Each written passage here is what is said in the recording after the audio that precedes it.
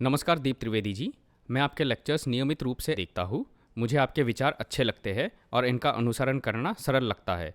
आपके कहे अनुसार मैंने गीता प्रेस गोरखपुर की गीता खरीदी है और पहली बार मैं कोई धर्म ग्रंथ पढ़ रहा हूँ। कृपा करके मुझे गीता के इस श्लोक का अर्थ बताइए जिसमें कृष्ण कहते हैं कि इस प्रकार बुद्धि से परे अर्थात सूक्ष्म, बलवान और अत्यंत श्रेष्ठ आत्मा को जानकर और बुद्धि के द्वारा मन को वश में करके हे महाबाहो तो इस काम रूप दुर्जय शत्रु को मार डाल।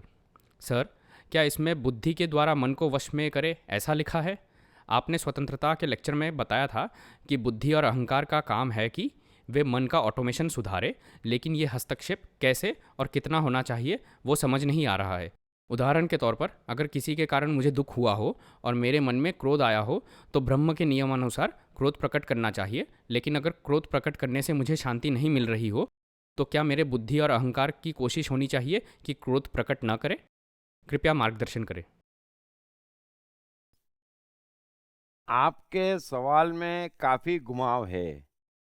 पहली बात तो आपने गीता का एक श्लोक कहा। अब उतने विस्तार से मैं इस सवाल के जवाब में आपको क्या समझाऊं। फिर भी एक लाइन में समझाता हूं।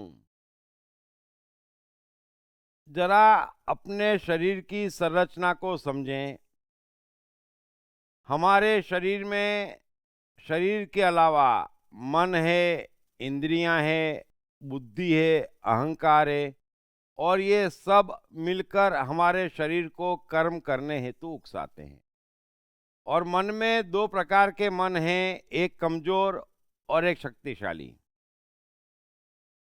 अब कमजोर मनों पर बुद्धि अहंकार का वश चलता है और शक्तिशाली मन बुद्धि अहंकार के वश में नहीं आते।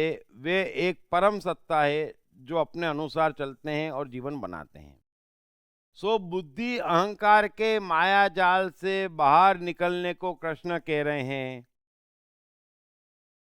अधिकांश मनुष्य चूंकि यहाँ पर कमजोर मन में रहते हैं, सो उन्हें चाहिए कि पहले वे अपने बुद्धि अहंकार के द्वारा कमजोर मनों को वश में करें और जैसे ही शक्तिशाली मन जागृत हो जाए, बुद्धि अहंकार का वश स्वतः नष्ट हो जाएगा और फिर मनुष्य का जीवन शक्तिशाली मन चलाएंगे, बनाएंगे। ये तो कृष्ण के श्लोक की बात हुई। अब आप कह रहे हैं कि मुझे क्रोध आए तो मैं निकालूं या ना निकालूं। अब ये फिर से एक पेचीदा सवाल है और हर मनुष्य यहाँ गच्छा खाता है। क्रोध ऊर्जा का स्रोत है। क्रोध प्रेम और करुणा का सबूत है अगर क्रोध हो तो। लेकिन प्रायः 100 में से 99 मनुष्यों को क्रोध नहीं आता है क्योंकि क्रोध लायक उनमें ऊर्जा ही नहीं है। तो वो जिसे भी क्रोध समझते हैं वो उनका फ्रस्ट्रेशन है। और इसलिए मैं आपको एक सीधा उपाय बताता हूं जिससे आपको क्रोध और फ्रस्ट्रेशन का फर्क मालूम पड़ जाएगा। यदि कोई भी चीज निकालने से तुरंत आपका मन शांत हो जाता है, प्रेम और करुणा से भर जाता है, तो समझ लेना वो क्रोध है ना। और कोई भी चीज निकालने से मन में अशांति बढ़ती है, बेचैनी बढ़ती है और वो बेचैनी घंटों या दिनों चलती है, तो समझ लेना वो फ्रस्ट्रेशन है। सो मैंने क्रोध और फ्रस्ट्रेशन का फर्क समझा दिया।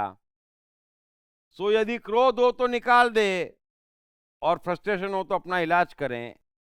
सो उम्मीद है आप मेरी बात समझ गए होंगे। Thank you very much. Krishna मन और जीवन के मास्टर। कृष्ण एक प्रेमी, एक कलाकार, एक गुरु, एक राजनेता, एक व्यवसायी।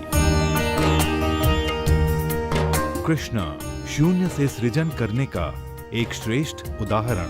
कृष्ण जो कठिनतम परिस्थितियों में भी हंसते हुए जीने की कला सिखाते हैं। कृष्ण जिन्होंने जीवन का हर युद्ध जीता।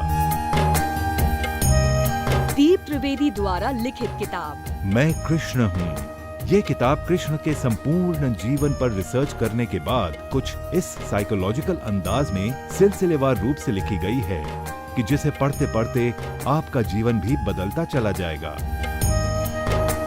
मैं कृष्ण हूँ। ये किताब अंग्रेजी, हिंदी, मराठी तथा गुजराती में एक साथ atmanestore.com साथ ही सभी प्रमुख ई-कॉमर्स साइट्स पर भी उपलब्ध है। मैं भारत हूँ। मैं एक बार फिर प्रगति और समृद्धि के शिखर छूना चाहता हूँ, लेकिन असहिष्णुता इसमें सबसे बड़ी बाधा। ये सहिष्णुता होती क्या है? क्या नेता सिखाएंगे सहिष्णुता? हमारे प्रधानमंत्री कितने सहिष्णु? कौन सी पार्टी कितनी सहिष्णु? कौन सा धर्म कितना सहिष्णु? कौन सा राष्ट्र कितना सहिष्णु? क्या ऐसे लोगों को झेलना सबसे बड़ी असहिष्णुता नहीं? असहिष्णुता के अनेक अंदाज। ये सब एक ही किताब में पढ़ें। मुझे सहिष्णुता मत सिखाओ। भारत, इंग्लिश, हिंदी, गुजराती में प्रकाशित। सभी प्रमुख बुक स्टोर्स तथा ई-कॉमर्स साइट्स पर उपलब्ध। दीप त्रिवेदी की मनुष्य के जीवन और उसकी साइकोलॉजी पर एक गहरी पकड़ है। मनुष्य जीवन के विभिन्न पहलुओं पर सर्वाधिक चर्चा करने का रिकॉर्ड भी उन्हीं के नाम पर है। मनुष्य जीवन का ऐसा कोई पहलू नहीं जिस पर उन्होंने खुलकर चर्चा ना की हो,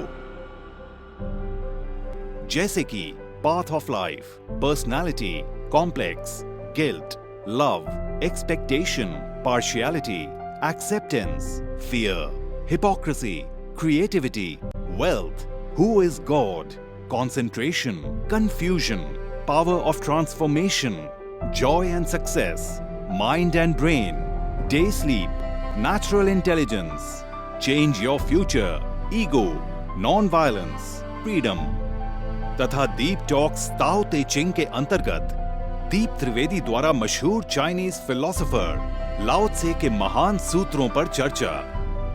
परिचय, समय, मन, सफलता, संकट, धर्म, राजनीति और दीप टॉक्स भगवद गीता के अंतर्गत जीवन की किसी भी समस्या से निपटने के लिए दीप त्रिवेदी द्वारा भगवद गीता के संपूर्ण 18 अध्याय पर चर्चा। आप ये तमाम डीवीडीज और सीडीज सुनकर अपना और अपने परिवार का जीवन बदल सकते हैं। ये तमाम डीवीडीज और सीडीज आत्मन ई स्टोर तथा अन्य सभी ई कॉमर्स साइट्स पर उपलब्ध हैं। हर बच्चे में सफल और महान बनने की संभावना छिपी होती है। सवाल बच्चे द्वारा अपनी प्रतिभा को निखारने का तथा सही परवरिश पाने का ही होता है। दीप त्रिवेदी द्वारा लिखित रोचक ग्राफिक बुक्स पढ़िए। The story of Thomas Edison, अनपढ़ एडिसन के महान वैज्ञानिक बनने की दास्तान। नॉटिनेस टू ग्रेटनेस, स्टीव से स्टीव जॉब्स बनने की कहानी। हॉटी टू डॉन्टी, चाइल्ड साइकोलॉजी समझने हेतु शेर के बच्चे की कहानी। न सिर्फ बच्चों बल्कि हर माता पिता व टीचर के लिए भी आवश्यक ग्राफिक बुक्स हिंदी तथा अंग्रेजी में आत्मन ई स्टोर तथा अन्य सभी ई कॉमर्स साइट्स पर उपलब्ध।